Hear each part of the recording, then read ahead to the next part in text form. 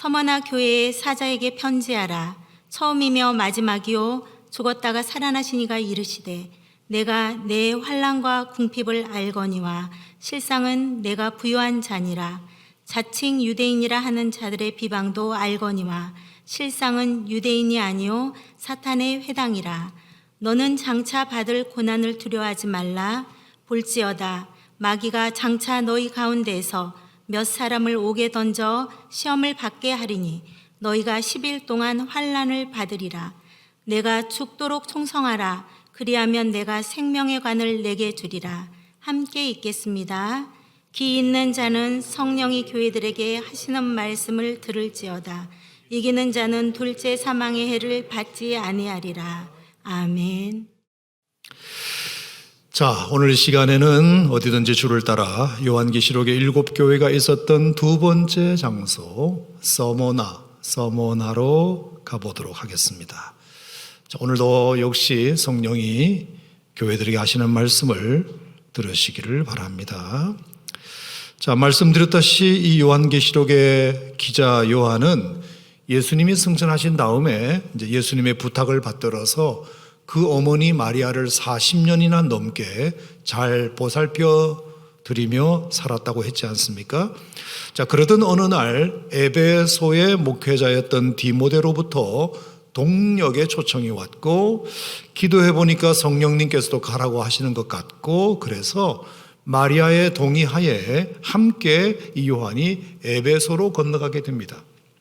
하지만 무슨 이 운명인지 에베소로 간 지 얼마 되지 않아서 디모데 목사님은 순교를 당했고 마리아마저 돌아가시는 바람에 졸지에 이 요한은 그 에베소 교회의 담임 목사님이 됩니다. 하지만 그 요한마저도 그 악랄한 도미티아누스 황제의 박해에 강력하게 저항하는 바람에 결국 그도 반모섬으로 유배를 갑니다. 자, 그런데 거기서 정말 뜻하지 않게 하나님의 놀라운 계획이 있었으니 하나님께서 그 요한에게 놀라운 환상을 보여주심으로 요한은 그 음성을 들어 글 하나를 기록하게 되었으니 그게 바로 여러분이 읽으신 요한계시록이 되겠습니다. 그래서 이 요한계시록에는 어떤 내용이 들어있느냐 하면 요한이 환상을 통해서 본 것, 그리고 지금 일어나고 있는 여러 가지 일들, 그리고 앞으로 펼쳐질 장래될 일들, 이런 것들이 요한계시록에 들어있는데요. 자, 요한계시록 1장 19절 말씀을 한번 보시겠어요? 제가 한 말 그대로가 거기 적혀 있는데요.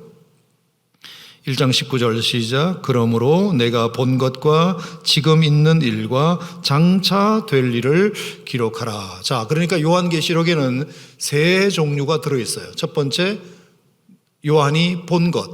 두 번째, 지금 있는 일. 그리고 세 번째, 장차 될 일. 요 세 가지가 요한계시록에 기록되어 있다고 보시면 됩니다. 자, 먼저 내가 본 것이 뭘까요? 그것은 친절하게 요한계시록 1장 12절부터 20절까지 잘 소개되고 있어요. 그건 뭐냐면 7 촛대와 7 별을 보았다. 자, 7 촛대가 뭐냐? 20절에 뭐라고 되어 있죠? 7 교회를 말하는 것이다. 그리고 7 별은 그 7 교회를 지키는 사자들, 천사들을 뜻하는 것이라고 1장 20절에 아주 상세하게 소개되어 있습니다.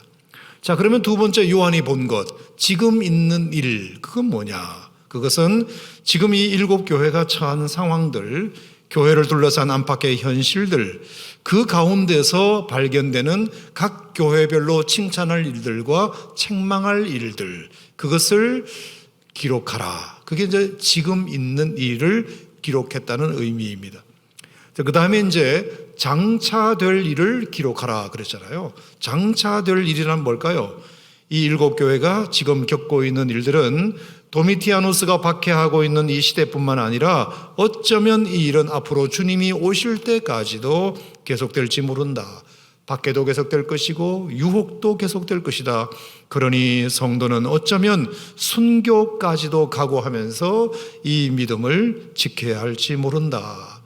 그러니 요한아, 지금 너에게 들려주고 보여주는 이 메시지를 잘 기록해서 저 아시아의 7교회뿐만 아니라 저 오고 오는 미래의 교회들까지도, 심지어 저 오산 침례교회 성도들에게까지도 꼭 전하여 읽도록 하여라.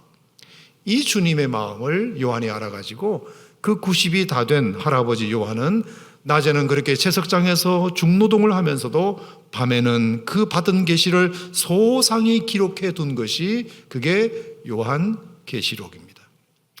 그러니 마땅히 우리도 그 귀한 메시지를 귀담아 들어야 할 줄 믿습니다.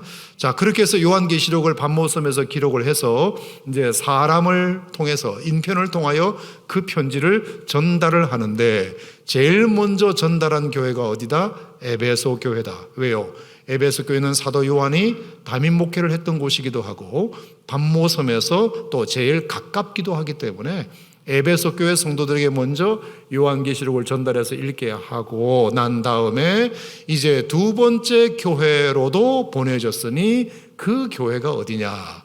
오늘 읽으신 서머나 교회입니다.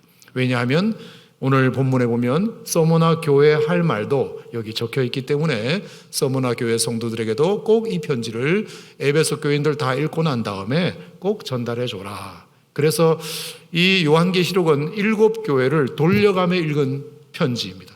그래서 에베소 교회가 먼저 읽고 그 다음에 서머나 교회가 읽고 이렇게 세 번째부터 7번째까지 계속해서 읽게 만든 글이 되겠습니다. 자, 그렇다면 여러분, 주님이 이 서머나 교회는 어떤 말씀을 하셨을까요? 그 메시지가 오늘 우리들에게는 어떤 도전을 줄까요? 오늘은 그것을 한번 살펴보도록 하겠습니다. 자, 먼저 이 서머나의 위치부터 본다면 여러분 지도에서 보시는 바와 같이 에베소, 지난주에 살펴봤던 에베소에서 북쪽으로 약 52억 킬로 떨어져 있다는 것을 어제 구글 지도에서 확인했습니다. 지금은 서머나가 아니고요, 이즈미르라는 도시 이름으로 바뀌었습니다. 인구 300만 명 넘게 사는 터키에서 세 번째로 큰 도시가 이즈미르, 옛날에 서머나라는 도시입니다. 자, 재밌는 것은 이 서머나라는 이름이 어디서 나왔느냐 하면 mor라는 몰약이라는 말에서 나왔어요. MYRRH, mor라는 말이 이게 몰약이라는 뜻인데요. mor라는 말에서 서머나가 됐습니다. 자, 몰약하면 여러분 성경에 나오죠. 예수님께서 태어나셨을 때 동방박사 세 사람이 가지고 온 예물 중에 하나, 몰약이 들어있지 않습니까? 옛날부터 이 서머나는 몰약 산업이 아주 흥왕했던 모양입니다.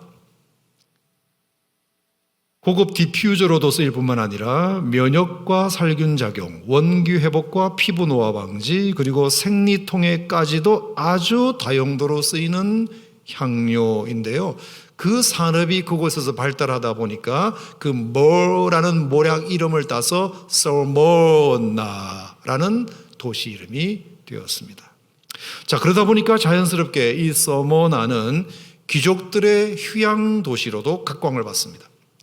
비싼 향료가 많이 생산되는 곳이기 때문에 귀족들이 그 향료를 사러 또 바르러 많이 놀러 오게 되면서 휴양 도시로 각광을 받게 되고, 그러다 보니까 그 귀족들이 많이 오니까 목욕탕, 그리고 숙박시설, 그리고 대형 경기장까지 갖춘 큰 도시로 점점 발전해 갑니다.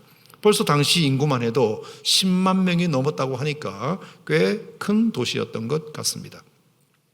거기다가 이 서머나가 더 큰 도시로 발전하게 된 계기가 있는데요. 그게 뭐냐면 보시는 바와 같이 도미티아누스, 로마의 11번째 왕, 아주 악랄하게 그지없었던 도미티아누스가 거기에다가 신전을 세웠기 때문입니다. 여러분, 이 도미티아누스는요, 최초로 자기가 살아있을 때에도 자신을 신으로 숭배하도록 강요한 최초의 사람입니다. 보통 우리가 로마의 황제는 죽고 나서 신전을 만들어서 숭배하는 경우는 있어도 자기가 죽지도 않고 살았는데도 살아있는 사람을 신으로 섬기는 최초로 시도한 사람이 도미티아누스입니다. 그래서 자기 신전을 유치하는 도시에게는 엄청난 재정 지원도 약속하게 됩니다. 그러니 이 귀족들 많이 오는 서머나가 그것을 놓칠 리가 없지요. 당장에 그 도미티아누스의 신전까지도 이 서머나가 유치합니다. 하여 이 서머나는 황제를 신으로까지 숭배하는 최초의 도시가 되고 그 덕에 로마의 정부로부터 엄청난 재정 지원을 받게 됩니다. 그래서 도시는 더 커졌겠지요. 돈도 더 많이 모였겠지요. 잘 사는 사람도 더 많아져서 각지의 사람들이 그 돈 많은 도시로 몰려들기 시작합니다. 심지어 누구까지 왔느냐 하면 AD 70년경에 그 로마의 티투스 장군이 예루살렘을 침공해가지고 이스라엘이 망했잖아요. 이스라엘이 망하니까 그 이스라엘의 유대인들이 갈 곳이 없으니까 어디로 갈까를 고민하다가 서머나에 돈 많다더라. 거기 가면 돈 잘 벌 수 있다더라. 그래서 망한 이스라엘의 백성들이 서머나로 엄청나게 많이 이사를 옵니다. 그래서 서머나에 유대인들이 많이 살게 됩니다. 자, 여기까지 배경 설명인데요. 그래서 문제가 심각해집니다. 아무렴 이 신전이라는 것이 말입니다. 그냥 지어놓고 관광객 몇 명 받으려고 신전을 만든 건 아니지 않습니까? 그래서 로마 제국은 어떻게 했느냐 하면 그 서머나에 신전 관리를 두어서 시민들이 정기적으로 그 신전을 찾아 경배하게 했고 누가 오고 누가 안 오는지를 일일이 체크하게 했으며 그래서 잘 와서 꼬박꼬박 경배를 잘 하면 세금 혜택도 주고 장사도 할 수 있도록 허가도 해 주었지만 만약에 오지 않거나 거부하면 다 조사해가지고 엄청난 세금을 때리고 장사도 못하게 하는 압박을 가하게 됩니다. 그러나 여러분, 보나마나 누가 걸리겠습니까? 당연히 기독교인들이 걸리죠. 아무리 돈이 좋다 해도 어떻게 신앙 양심에 걸리는 그런 행동을 합니까? 차라리 세금을 폭탄 맞더라도 차라리 장사를 못하더라도 그건 못한다고 버티는 것이 기독교인이잖아요. 그래서 난 못해, 그건 안 해, 그러면서 신전을 만들어도 가지를 않아요. 경배하질 않아요. 그러니 기독교인들은 어떻게 될까요? 어쩔 수 없이 그 돈 많은 부자 도시에 살면서도 점점 더 장사를 못하게 되니까 급기야 이제는 큰 집을 줄여서 작은 집으로 가는 정도가 아니라 일주일에 한 번 먹던 고기 반찬을 한 달에 한 번 먹는 것으로 하는 정도가 아니라 정말 이제는 한 끼 먹을 것조차 걱정해야 되는 정도의 생존의 위험마저 느끼는 가난과 궁핍에 시달리게 됩니다. 그러니 여러분, 입장 바꿔 한번 생각해 보세요. 아무리 내가 예수 믿는 가장이로서니 나는 어떻게 견딘다 하더라도 집에 가면 애들이 아빠 배고파 밥 줘.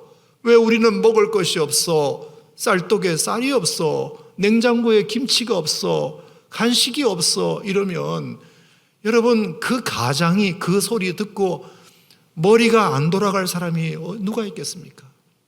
내가 내 믿음 지키는 것도 중요하지만 애새끼들 굶기는 것은 가장으로 할 짓이 아니지. 그래, 차라리 그냥 신전에 가서 한번 절하자. 그냥 절하자. 밥은 먹고 살아야 되잖아. 이렇게 될 가능성이 많이 있습니다. 그렇지 않습니까? 그런데 아니야. 아무리 그래도 그럴 수 없지. 우리가 굶어 죽어도 하나님이 원하시는 우상 숭배를 할 수는 없지. 그래서 어떤 사람들은 끝까지 그 믿음을 지켜갑니다. 그러니 그 환난과 궁핍은 이루 말할 수가 없었겠지요. 게다가요, 엎친 데 덮친 격으로 무슨 일까지 있었느냐 하면, 자, 이번에는 동족 유대인들까지도 배신하게 됩니다. 자, 말씀드린 대로 많은 유대인들이 이제 이스라엘 땅에서 돈벌이를 위해서 서머나로 옮겨왔다 그랬죠. 자, 옮겨왔는데 유대인들이 머리가 좋잖아요. 아주 장사를 잘하잖아요. 그러니까 유대인들이 거기서 점점 더 돈을 많이 벌게 되었는데 그 유대인들 가운데 이제 예수 믿는 사람들이 한둘씩 생겨나기 시작한 거예요. 예수 믿는 사람들이 자꾸 생겨나게 되니까 이제는 사람들이 유대인들만 보면 뭐라고 말하느냐? 너도 기독교인 아니야? 너도 예수 믿는 사람 아니야? 이렇게 자꾸 의심의 논소리를 주니까 이 전통 유대인들, 예수 믿지 않는 유대인들은 안 되겠다. 이러다가 우리까지도 한패로 몰리겠다 싶었는지 자기 동족이지만 그리스도를 믿는 유대인들을 이제 끊어내기 시작한 것입니다. 점점 더 멀리하기를 시작한 것이에요. 그래서 급기야 어디에도 이제는 못 오게 한다? 유대인들의 회당에도 못 오게 합니다. 여러분, 회당은 예배 장소가 아니라 그들의 회합 장소거든요. 그래서 한번 모여가지고 서로 얼굴 보고 고향 얘기하고 그리고 타향의 그 헛헛한 마음을 달래고 회의도 하고 그런 유대인들의 회당 장소인데, 유대인들의 회당에도 이제 기독교들은 못 오게 하는 것입니다. 왜? 같이 섞여 있으면 다른 사람들이 볼 때 한패로 몰기 때문에 이 회당에도 얼씬도 하지 마 이러면서 동족으로부터조차도 쫓김을 당하는 신세가 됩니다. 생각해 보세요. 신전에 가서 경배하지 않고 예배하지 않았다고 세금 폭탄 때리고, 그리고 장사할 수 있는 허가도 안 내주고, 그것도 서러운데 동족끼리도 당신 예수 믿는다고 우리 회당에도 들어오지 마. 여러분, 그렇게 된다면 얼마나 그들이 겪는 고난이 힘들었을까요? 사람이 매 맞고 굶는 것도 너무 힘들지만 믿었던 동족이나 친구의 배신은 더 힘든 거잖아요. 자기들 살자고 친구와 동족까지 매몰차게 버릴 때 그 배신감은 너무 크잖아요. 그러니 그 기독교인들이 당했던 그 당시의 환난과 궁핍은 이루 말할 수 없었다. 이게 바로 요한이 계시록을 쓸 당시 서머나 교회 성도들의 상황이었습니다. 바로 그 모습을 주님은 요한에게 환상을 통해서 보여주셨고, 그래서 얼른 편지라도 써서 서머나 교회 성도들을 좀 위로해라, 그들에게 힘을 주어라. 자, 그래서 쓴 편지가 요한계시록의 2장 8절부터 11절까지 서머나 교회 성도들에게 해당되는 말씀인데요. 자, 뭐라고 썼느냐 하면 9절입니다. 9절 다 같이 시작. 내가 너의 환난과 궁핍을 알거니와 실상은 네가 부요한 자니라. 자칭 유대인이라 하는 자들의 비방도 알거니와 실상은 유대인이 아니오 사탄의 회당이라. 자, 이미 설명드렸으니까 다 이해하셨죠. 너희들의 환난과 궁핍을 알거니와. 자, 이게 어떤 배경을 가지고 나온 말씀인지 다 설명드렸어요. 자, 그들이 당하는 환난과 궁핍을 내가 너무 잘 알아. 너희들 너무 수고 많지? 너희들이 얼마나 큰 환난과 궁핍을 당하고 있는지 난 너무 잘 알아. 그리고 유대인들로부터 얼마나 많은 비방을 받고 있는지, 동족으로부터도 배신당했다는 그 서러움을 내가 너무 잘 알아. 주님이 그렇게 두 가지 알거니와 말씀하셨습니다. 그러나 여러분, 이 편지를 받은 서머나 교인들의 마음이 어땠을까요? 이 편지를 딱 읽는 순간 마음이 어땠을까요? 눈물이 핑 돌았지 않겠어요? 아마 그랬을지 몰라요. 이 편지는 7교회가 돌려 읽은 편지라고 제가 말씀드렸습니다. 자, 그러므로 이 서머나 교인들이 이 계시록을 받고 처음부터 1장부터 읽었을 거 아니에요. 1장부터 쭉 깊게 읽다가 에베소 교회 성도들에게는 뭐라고 하셨지라고 궁금해서 읽었을 거 아닙니까? 에베소 교회 보낸 편지 2장 1절부터 7절까지를 쭉 읽어보니까 거기 뭐라고 되어 있느냐? 내가 너의 행위를 안다, 수고를 안다, 인내를 안다, 이단을 물리친 것도 안다, 참고 견디고 게으르지 아니한 것도 다 안다 하는 말씀이 기록되는 것을 봤을 거 아닙니까? 어머 너무 좋겠다. 하나님이 에베소 교회 성도들 이렇게 잘 알아주시네.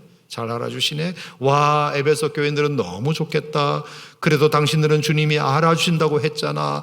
하지만 이건 에베소 교회를 요한 목사님이 직접 목회했으니 그럴 거야. 하지만 우리는 아니잖아. 요한 선생님은 우리 목사님이 아니잖아. 여기 한 번도 안 와보셨잖아. 그러니 어떻게 우리를 아셔? 우리의 이 환난과 궁핍을 어떻게 아셔요? 아마 모를 거야 하는 의심의 눈초리를 가지고 요한계시록 2장 8절부터 읽기 시작하는데, 어김없이 그 서머나 교회 성도들을 향해서도 첫 마디가 뭐냐? 성도들아, 내가 너희들의 환난과 궁핍을 왜 모르겠니? 너희들이 동족 유대인들로부터도 비방받고 쫓김을 당했다는 건 내가 왜 모르겠니? 너무 잘 알지. 그랬을 때 저는 그 서머나 교회 성도들이 그 한 줄에 눈물이 핑 돌았을 거라고 생각해요. 저도 이렇게 가끔 어떤 서러움을 겪어봤을 때, 정말 남 모르는 고통을 겪었을 때 누가 옆에서 알지, 너 너무 힘든다는 건 내가 알지, 그렇게 말만 해줘도 눈물이 핑 돌 때가 있었거든요. 여러분, 또 말씀드리지만 인생이 아무리 힘들고 외롭고 고통스러워도 그 아픔과 그 질고를 하나님이 알아주시는 것은 그 무엇과도 비교할 수 없는 진정한 위로인 줄 믿습니다. 그래서 여러분, 사마리아 수가성 우물가 여인도 놀란 것 아닙니까?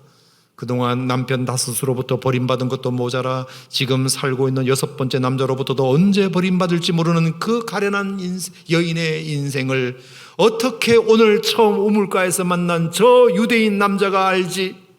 어떻게 알지? 거기서 마음이 확 열려버린 거잖아요. 야곱의 외삼촌 라반의 첫째 딸 레아가 사랑받지 못한 서러움도 주님은 아셨고, 엘가나의 아내 한나 역시도 아이가 없어 그 번인나로부터까지도 멸시받는 그 눈물도 알고 계셨고, 바울이 수없이 투옥당하고 수없이 매맞고 고통당하고 외로울 때에도 주님은 알고 계셨기 때문에 위로받고 힘없게 된 줄 믿습니다. 그러므로 여러분, 진정한 위로는 위로부터 내리는 것입니다.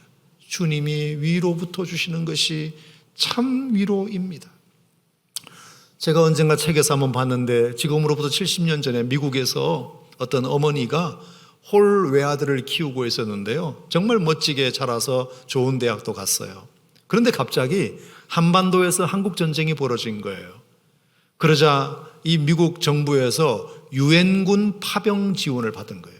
유엔군 군사들이 모자라니까 이제 군인으로 갈 사람을 모집을 한 겁니다. 그런데 이 친구가 딱 그 모집 광고를 보고 너무 가난하니까 학비라도 벌어보려고 어머니한테 경제적으로 보탬이라도 좀 되어보고 싶어서 거기다가 지원을 한 거예요.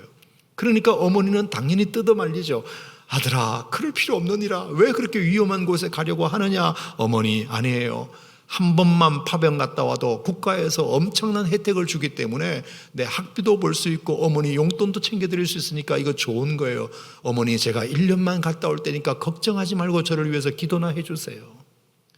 아들이 그렇게 완강하게 나가니까 거절할 수가 없잖아요.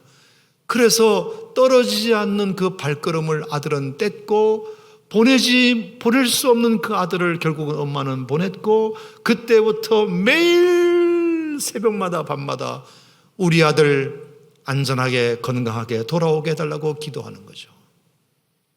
그러던 어느 날 미 국방부로부터 전보 하나가 날라와요. 뜯어보니 당신의 아들 아무개는 한국전쟁에 참여하여 몇 월 며칠 몇 시경 어느 전선에서 인류 평화를 위하여 용감히 싸우다가 장렬히 전사하였습니다 라는 전보가 온 거예요. 앞이 캄캄하죠. 억장이 무너지죠. 그래서 당장에 그 전보 한 장을 들고 목사님을 찾아가요. 그러면서 전보를 내던지면서 목사님 대답 좀 해보시라고.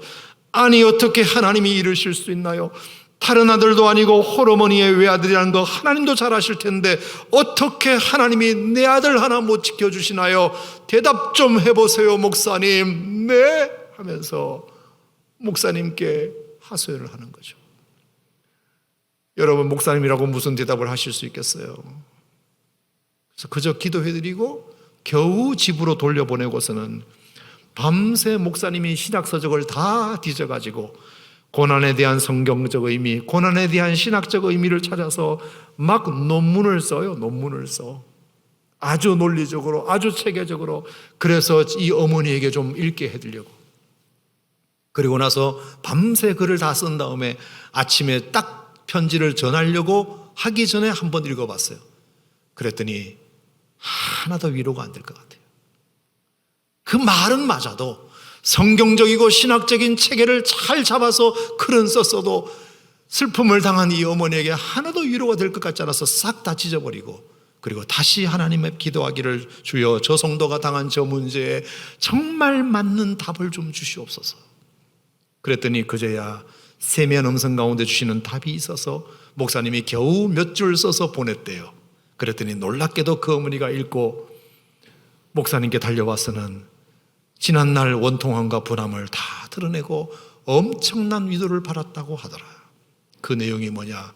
아주 단순해요. 아무개 집사님, 지금 집사님이 당하는 아들 잃어버린 고통은 그 누구보다 하나님이 잘 알고 계세요.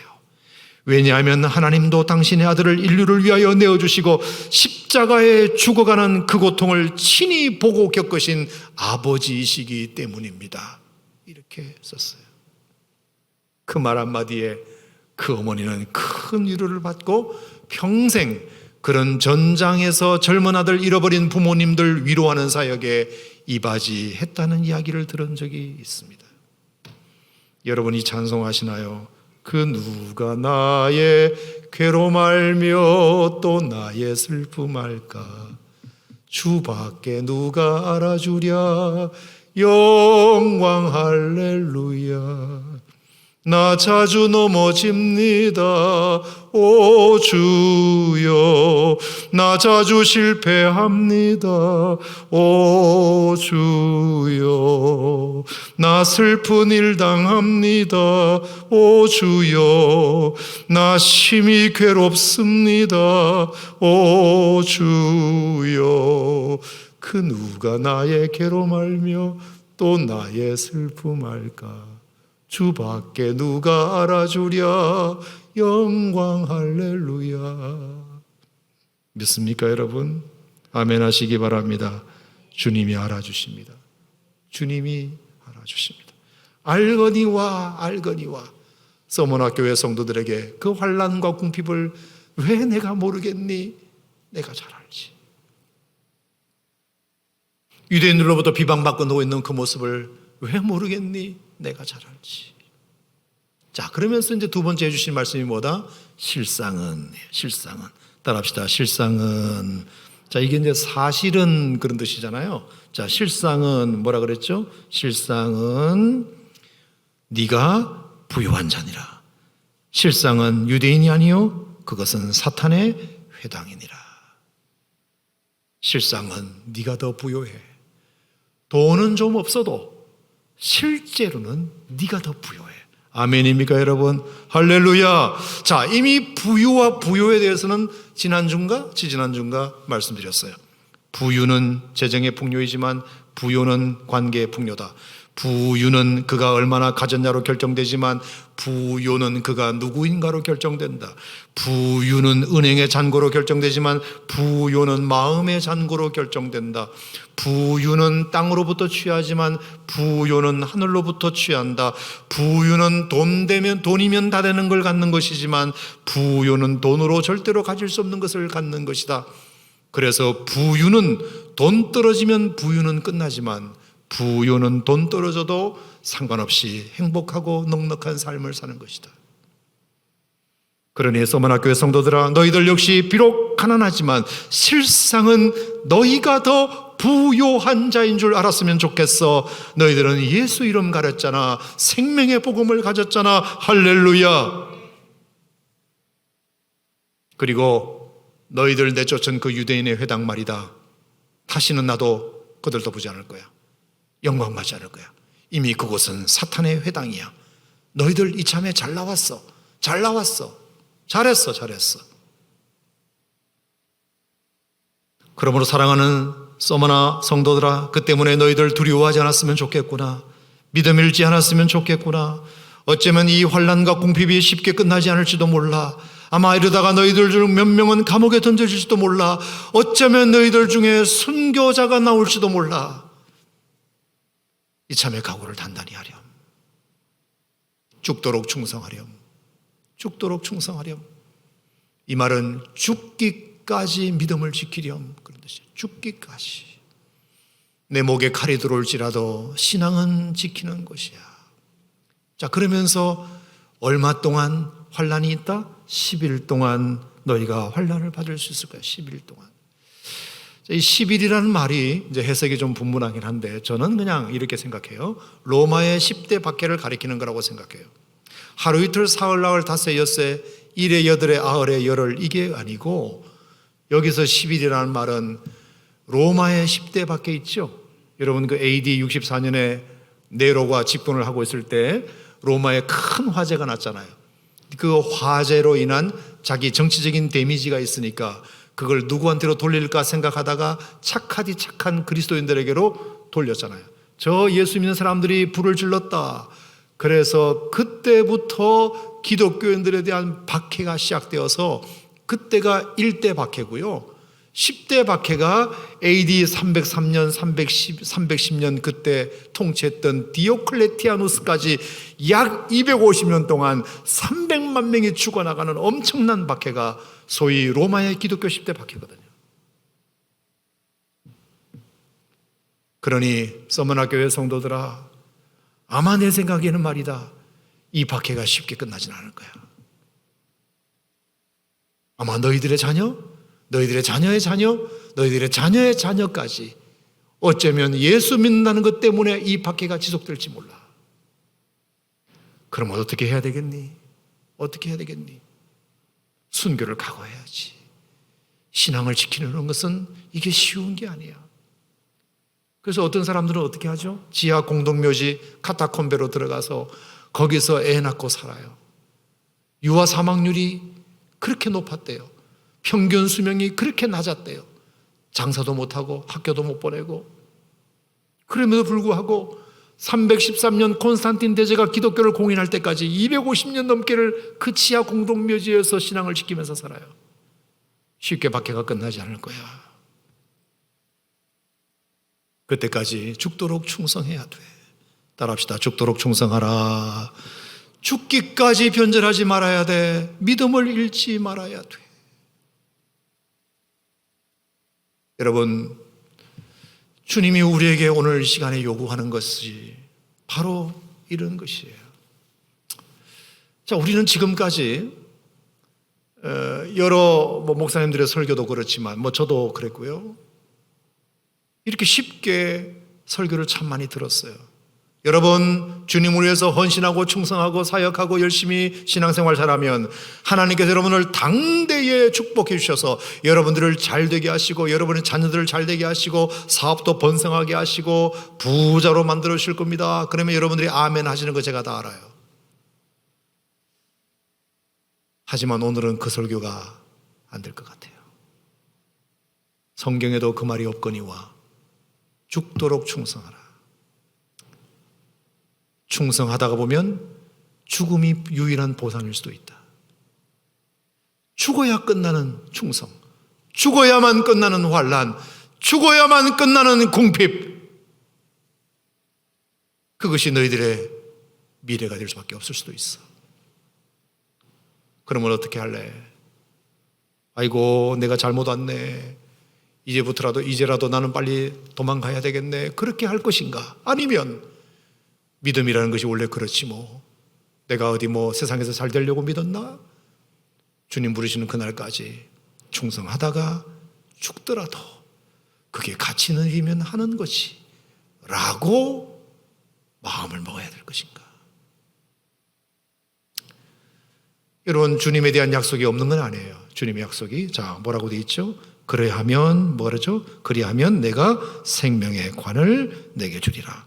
생명의 관이라는 것은 생명의 면류관이라는 말이고 11절에 보면 그것이 뭐냐면 이기는 자는 둘째 사망의 해를 받지 아니하리라 그랬어요. 주님께서 죽기까지 충성한 사람에게 주시는 유일한 보상은 살아있을 때 사업 잘되게 하는 것이 아니라 뭐라 그랬죠? 네가 생명의 관을 받으리라. 그 생명의 관을 받는다는 것은 둘째 사망의 해를 받지 아니할 것이다. 둘째 사망이라는 게 뭐예요? 첫 번째 사망은 내 육신이 죽는 거죠. 그래서 영과 육이 분리되는 것이 첫째 사망이고, 둘째 사망은 요한계시록 21장에 나와 있듯이 영원한 불못에 떨어지는 것이 둘째 사망이에요. 하나님과 우리가 영원히 분리되는 것이에요. 사람이 한 번 죽는 것은 사람에게 정한 것이요 그 후에는 심판이 있기 마련인데, 그 심판은 천국과 지옥을 가르는 심판인데, 예수 믿는 사람들은 천국 가겠지만 믿지 않은 사람은 불못에 떨어지는 그것이 둘째 사망, 하나님과의 영원한 분리가 있을 텐데 내가 하나 보장은 할 수 있어. 너희들이 아무리 충성하고 환난과 궁핍 속에서도 예수님을 믿는 이 믿음을 변절치 않고 지켜가는 것이 너희들에게 어떤 살아있을 때 보상은 되지 않을 수는 있으나 내가 한 가지 분명한 약속을 할 수 있어. 그건 뭐냐? 너희들이 둘째 사망의 해는 절대로 받지 않을 거야. 하나님이 영원히 너희들을 천국으로 인도하실 거야. 여러분, 그러므로 살아서 승부를 걸겠다는 마음을 가진 분은 이 복이 대단한 복이 아니라고 생각할 수 있지만 어차피 잠깐 사는 인생이고 영원한 생명이 더 중요하다고 믿는 여러분들에게는 어쩌면 지금 제가 말씀드린 이것이 그래 그게 진짜 복이지 이렇게 아멘하실 수 있어야 한 줄로 믿습니다. 아멘입니까 여러분? 살아봐야 80년 90년 인생 사는 거 그러나 하나님과 영원히 사는 천국은 그는 수를 헤아릴 수 없는 인생을 사는 것인데 분명히 서머나교회 성도들에게 약속하셨습니다. 내가 너희들이 살아있을 때 자식 새끼 잘 되고 사업 잘 되는 거 그건 내가 보장하지 못해. 하지만 내가 분명히 보장하건대 너희가 죽도록 충성하면 둘째 사망의 해는 너희들에게 절대로 일어나지 않을 거야. 하나님께서 영원한 천국으로 너희들을 인도하실 거야. 여러분, 이것이 정말 여러분과 저에게 가장 소중한 축복임을 믿으시기를 주의 이름으로 축원합니다. 자, 그래서 오늘 8절에 서머나교회 성도들에게 편지하면서 예수님이 자신의 모습을 이렇게 소개하셨어요. 뭐라고요? 처음이며 마지막이요 죽었다가 살아나시니. 얘들아, 나는 누군지 아니? 처음 너희들이 예수님 믿음을 가졌을 때부터 너희가 마지막 믿음을 보일 때까지 나는 너희와 함께 할 거야. 나 역시도 죽었다가 살아났잖아. 그러니까 너희들도 그렇게 될 거야. 내가 부활의 첫 열매가 되었듯이 이제 부활의 다음 열매는 너희들이 될 거야. 그러니 담대하게 믿음 지켜 서로 죽음이 와도 두려워하지 마, 피하지도 마. 이것입니다. 아멘이신가요 여러분?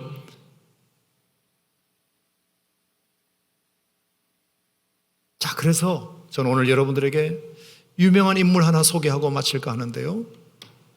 서머나 교회 얘기하면서 폴리감 목사님 얘기를 안 할 수가 없어요. 서머나 교회 감독이었고요. 사도 요한의 제자였어요. 이분이 이제 마르쿠스 아우렐리우스라는 황제가 로마를 통치할 때 서머나 교회 감독 목사님이셨는데 이 마르쿠스 아우렐리우스도 엄청난 박해를 한 사람이거든요.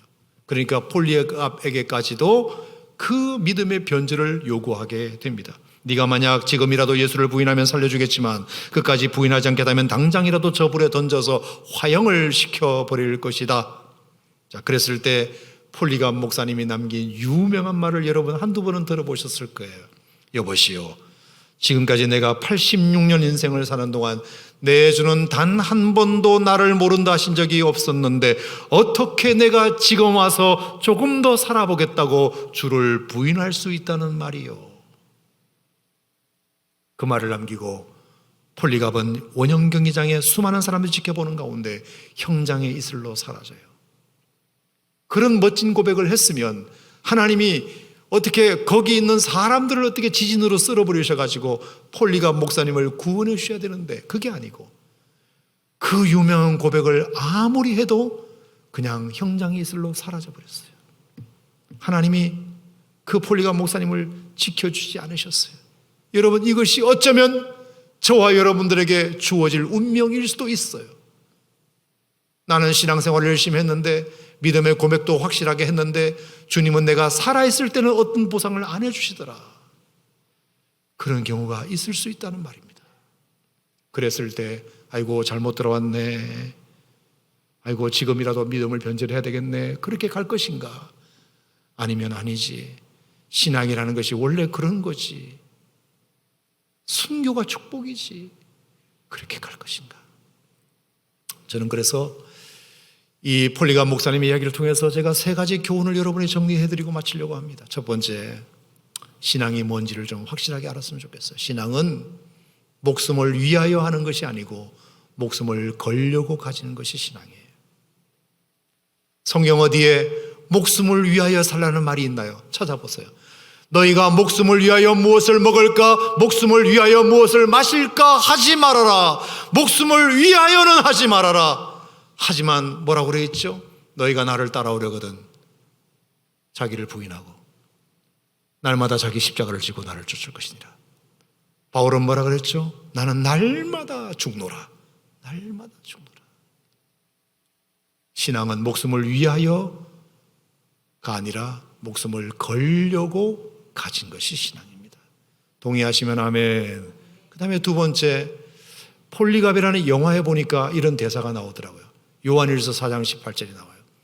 사랑 안에는 두려움이 없나니 온전한 사랑이 두려움을 내어쫓는다. 아, 왜 우리에게 두려움이 있느냐? 사랑이 없어서구나. 하나님을 정말 뜨겁게 사랑하면 그 사랑 때문에 두려움이 쫓겨갑니다. 두려움이 사라집니다. 왜 우리가 인생에 대한 염려가 많을까요? 죽음에 대한 두려움이 왜 있을까요? 하나님에 대한 사랑이 없기 때문이에요.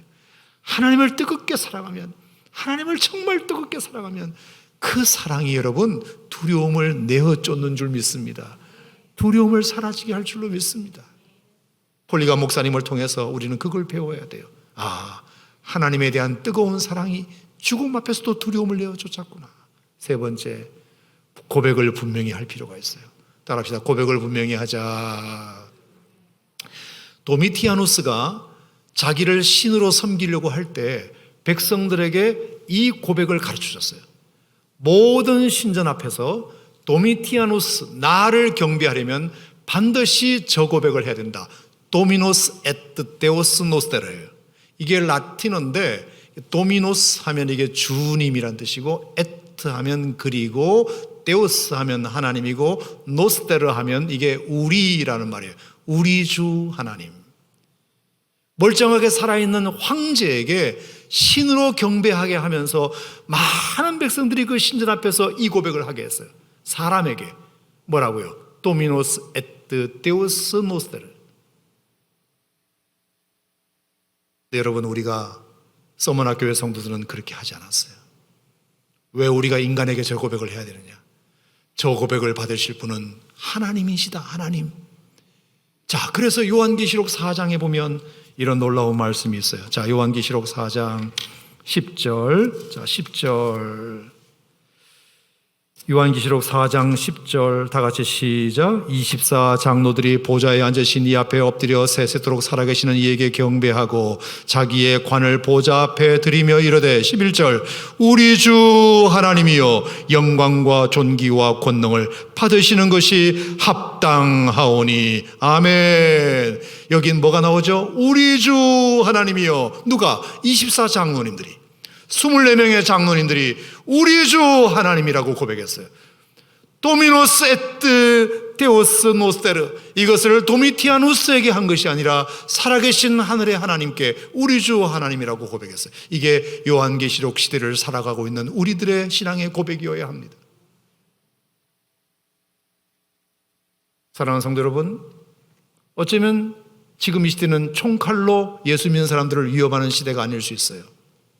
하지만 여러분, 지난 1년을 보내오면서 어떤 생각이 드시나요?